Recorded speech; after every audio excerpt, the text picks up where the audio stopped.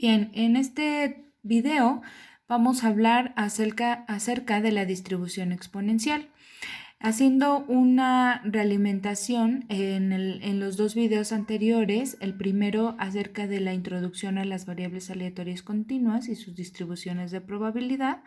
Ahora, bueno, en el segundo video vimos algo de la distribución uniforme o rectangular y aquí vamos a hablar sobre la distribución exponencial. Esta distribución en particular se utiliza como un modelo para representar tiempos de funcionamiento o tiempos de vida de cualquier equipo, instrumento de medición, maquinaria, etc.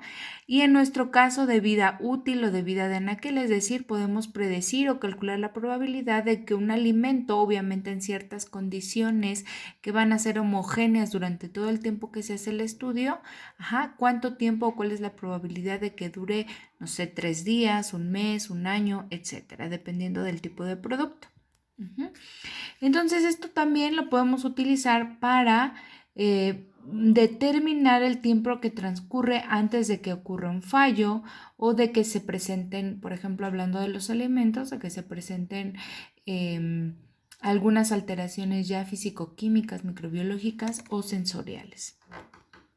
Y en otro caso más en particular, pues también se va a referir a los tiempos de espera, es decir, cuánto tiempo voy a estimar o cuál es la probabilidad de que un obrero haga una cierta función en tanto tiempo o cuánto tiempo tengo que esperar, por ejemplo, en conmutadores telefónicos, etcétera. Más adelante vamos a ver unos ejemplos más específicos. Para este tipo de distribución, la función de densidad va a ser esta. La función de x, recordemos que esta define la altura de la gráfica, no nos sirve para calcular las probabilidades, pero va a ser igual a alfa, o el parámetro alfa, que ahorita les digo qué es, por el número e elevado a la menos alfa por x. ¿Qué significa esto?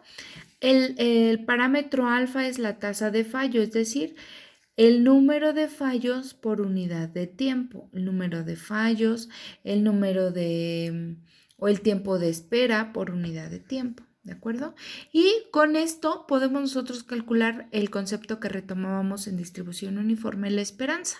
Para el caso de la distribución exponencial, la esperanza va a ser igual a 1 sobre alfa, es decir, el inverso de la tasa de fallo. Y la función de distribución, que es la que nos va a permitir calcular la probabilidad, va a estar dada por la fórmula 1 menos el número e elevado a la menos alfa por x. Ahorita les voy a explicar cómo se resuelve esta parte.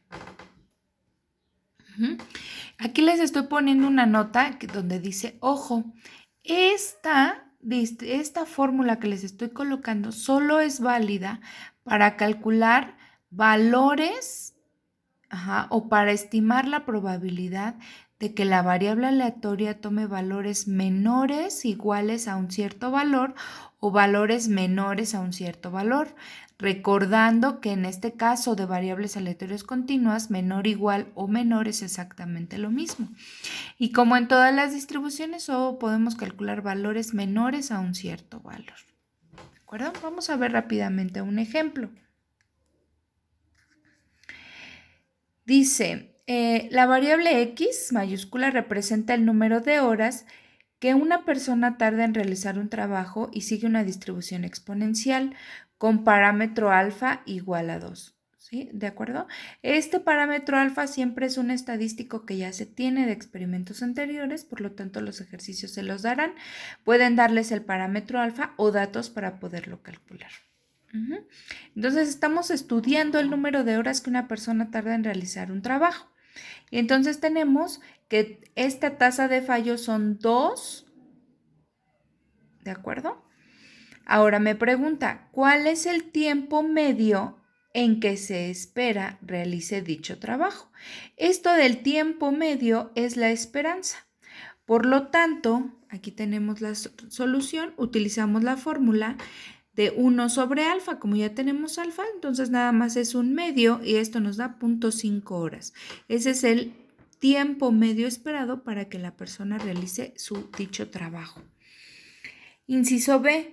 ¿Cuál es la probabilidad de que lo realice en menos de 30 minutos y en más de 1 hora? Entonces son dos casos distintos.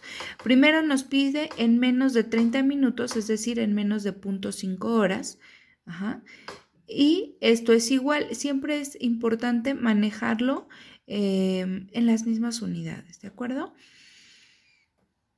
Entonces, aquí tenemos 1, aplicamos esta fórmula que tenemos aquí, 1 menos e elevado a la menos alfa por x, y x va a tomar el valor de 0.5, entonces es 1 menos e elevado a la menos 2, que es el valor de alfa, por 0.5. Resolvemos esto en la calculadora y nos da 0.632. Y para el caso donde nos dice más de 1 hora, entonces nos está pidiendo que calculemos x mayor a 1. Recordando esta nota que les dije que solo podemos calcular valores menores, entonces esto es igual a 1 menos c a la menos 2 por 1, es decir, estamos calculando la probabilidad de que x sea mayor a 1, lo podemos decir de esta manera, a 1 menos la probabilidad de que x sea menor a 1, ¿de acuerdo? Y esto que tenemos aquí es este cálculo. X va a tomar 1, el valor de alfa y el número e. Cuando nosotros resolvemos esto y restamos a 1, entonces el resultado es 0.135, es decir, el 13% de que se realice en más de 1 hora. Ahora, ¿cómo vamos a hacer esto en la calculadora? Lo voy a explicar en el siguiente ejercicio, en el siguiente video.